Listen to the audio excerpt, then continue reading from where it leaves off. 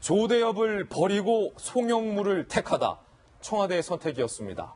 조대엽 장관 후보자는 기자들에게 문자를 보냈습니다. 오늘 저희가 준비한 첫 번째 도일직구 신문을 만나보시죠. 오늘 저희가 준비한 뉴스가 많습니다. 어제 조를 버리고 송을 택하다. 이 선택을 하기 위해서 대통령을 설득하려는 자, 설득을 막으려는 자, 이 설득이 잘 되기를 기도만 하고 있었던 자, 수많은 사람들이 있었습니다. 그중에 기도하고 있었던 자는 오늘 저희 도일직구쇼에 출연을 했습니다. 엇갈린 운명, 조대엽 사퇴, 송영무 임명 강행. 먼저 조대엽 장관 후보자가 자진 사퇴를 하면서 기자들에게 보냈던 문자 메시지 내용부터 준비했습니다. 함께 보시죠. 본인의 임명 여부가 전국 타계의 걸림돌이 된다면 기꺼이 후보 사퇴의 길을 택하겠다. 이 선택이 부디라는 단어를 썼습니다. 부디 문재인 정부의 성공의 보탬이 되기를 바란다. 이 기자들에게, 출입 기자들에게 조대엽 후보자가 이 같은 문자를 남기고 자진 사퇴의 선택을 했습니다. 그리고 문재인 대통령은 송영무 장관 후보자의 임명을 강행했습니다. 그 대목도 영상으로 확인해 보시죠.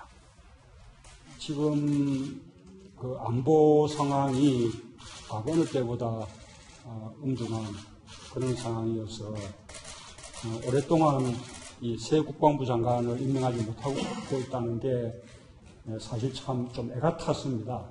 당장 뭐 현안들이 많고요. 그리고 또 국방계획은 우리 정부가 꼭 해야 될 가장 중요한 계획 과제 중에 하나고요. 뭐 이제 그에 대한 기대감 때문에 우리 장관님 모신 것 아마 잘 알고 있으리라고 생각합니다. 청문회 과정과 언론에 용돈 폭격을 받은 것 같은 느낌이 들어가지고 좀 과하지 않는가 싶은 생각도 들었지만 제 부덕이 스스로 누가 되게 결정해서 믿음을 저를 잡았습니다. 이렇게 큰 믿음을 주셨기 때문에 궁골 최신의 마음으로 결심을 다시 가다듬고 열심히 하도록 해서 기대에 어긋나지 않는 국방부를 만들어 보겠습니다. 결국 조대엽 장관의 자진 사퇴로 이 국회 협치에서 한 발자국 떨어져 있었던 야당도 추경 논의에 동참을 하기로 기류가 바뀌었습니다. 어제 박용진 의원님, 네. 민주당의 우원식 원내대표가 청와대에 찾아가서 문재인 대통령을 만나서 70분간 무려 설득을 했다라는 후기가 지금 전해지고 있습니다. 대통령님, 이거 이대로 둘 다 임명 강행하면 국회 쪼개집니다. 이거 둘 중에 하나는 버려야 된다. 기왕 버릴 거 조를 버리자. 70분간 설득을 했다는데 대표가 설득하는 동안 당에서 기도하고 있었다면서요. 아니, 아침에 예. 원내대책회의를 이제 하고요. 복잡하게 돌아가는 건 같은데 어쨌든 그 핸들링을 하는 사람은 원내대표와 수석 부대표 아니겠어요? 직속상관들이니까 박홍근 수석한테 물어봤죠. 예. 오늘 뭐 저희가 도와드릴 건 없고 어떻게 뭐 할 수 있는 게 있나요? 우리 대통령 만나러 간다. 이거 가기 전에. 아니, 그 얘기도 아직 안 했고 아침에는 그런 걸 전혀 아무도 모르고 있는 상태였어요. 예. 도와드릴 게 뭡니까? 기도해라. 기도해라. 기도밖에 할 게 없다. 네, 진짜로요. 그때 간절한 심정이었고, 그러고 아마 대통령을 만나러 가서 우리 김진애 앵커가 얘기하시는 것처럼 뭐 조를 버립시다 이렇게 얘기한 게 아니에요. 예. 그러니까 지금 상황 설명하고 야당들의 입장도 전달하고 우리 당내 의원들 얘기를 전달하면서 이 문제를 풀 수 있도록 대통령이 이렇게 조치를 취해 주시라. 이 얘기를 한 겁니다. 인사권은 대통령의 고유 권한이고 헌법에 명시되어 있는 권한이기 때문에 이래라 저래라 할 수는 없고요. 아주 그냥 포괄적으로 조치를 취해달라라고 얘기를 했고 간절한 마음으로 설득을 한 거군요. 받아들인 건데 여기서 약간 제가 이렇게 광을 팔면 실제로 이전 정부도 그렇고 그전 정부에도 그랬습니다. 여당 원내대표의 존재감이라는 사실상 별로 느끼지를 못해요. 예. 근데 이 우원식 원내대표는 눈물도 한번 흘렸다는 소문도 있고 그러면서 예. 이리 뛰고 저리 뛰고 열심히 노력을 하고 이번에도 이 사태를 풀어내는 핵심적 역할을 우원식 원내대표가 했다. 여당 원내대표가 했다고 하는 얘기 되게 중요하고요. 두 번째는 청와대가 여당 원내대표 얘기를 귀담아 듣고 있다는 것도 되게 괜찮은 사인이라고 저는 봅니다. 예. 그래서 어쨌든 이 남마처럼 얽혀있고 다단으로 얽혀 있었던 상황을 풀어내는데 여당 원내대표가 역할을 하고 국회가 역할을 했다라고 하는 건 청와대 중심, 대통령 중심으로 일방적으로 국정을 운영해 가지 않겠다라고 하는 지금 집권 여당 내부의 일정한 합의가 흐르고 있다는 거라고 보시면 됩니다. 어제 우원식 원내대표 그리고 원내수석 부대표단. 정말 큰일 한 겁니다. 수고했어요. 네. 그런데 궁금한 건요. 수고하셨습니다. 궁금한 거는 그 둘 중에 조대엽은 버리고 송영무는 택하겠다라고 선택한 그 이유가 뭘까? 한 명을 버리고 한 명을 선택하겠다. 그 배경 이유가 뭘까? 그래서 좀 취재를 해봤습니다. 정치권 관계자들의 얘기 하나씩 살펴보시죠. 익명의 국민의당의 인사의 발언입니다.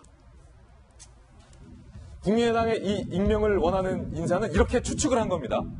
왜 이렇게 선택을 했을까? 여권에서 고용노동부 장관은 대체할 수 있는데 국방장관 감은 찾기가 어렵다. 그나마라는 단어를 썼어요. 도덕성 면에서 송 후보자가 제일 나았다라고 여권이 호소하더라. 이렇게 말을 한 겁니다. 그리고요. 유인태 전 의원 같은 경우는 조대엽 후보자는 문 대통령이 민정수석 시절이었으면 잘렸을 사람이다. 라고 사실은 밖에서 좀 압박을 했던 그런 발언도 나온 바 있었습니다. 여권 관계자의 발언입니다. 더불어민주당의 한 관계자는요. 뒤에서 조 후보자를 압박하는 등 철저한 이 시나리오를 짜놓고 움직인 거다.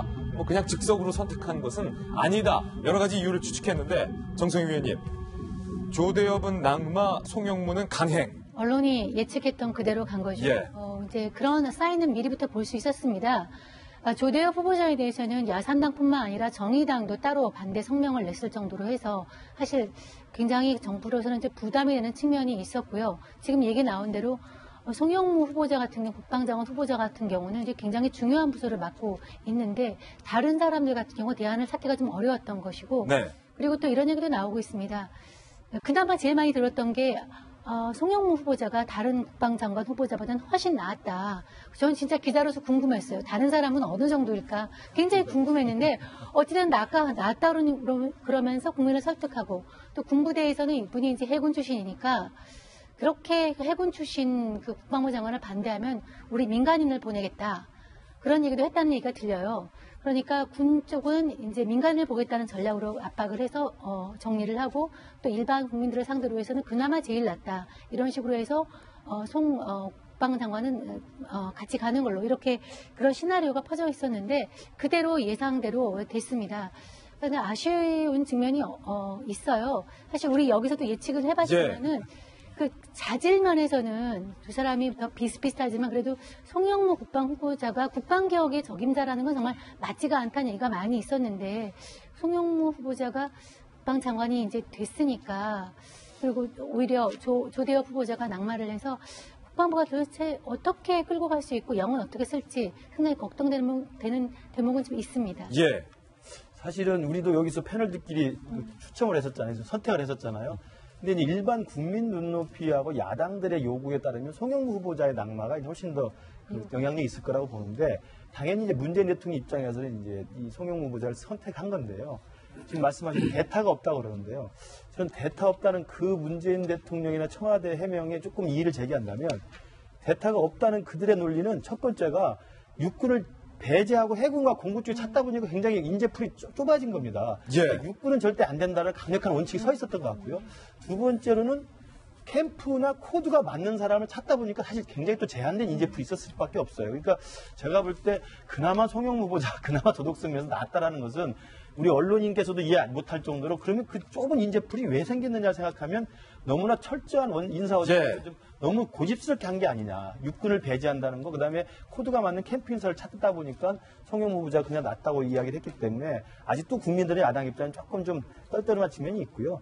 이걸 보면서 하나 생각나는 게 조대엽 후보자가 낙마했고 그전에 안경환 후보자가 낙마했고 또 김기정 안보실 차장이 낙마하는 걸 보면서 저도 교수입니다만 교수 출신이 정말 어떻게 평소에 행동을 잘해야 되고 준비를 잘해야 될지를 다시 한번 깨닫게 하는 그런 결과인 것 같습니다. 예, 첫 번째 소식으로 조대엽의 사퇴, 송영무의 임명 강행 이야기 나눠봤습니다.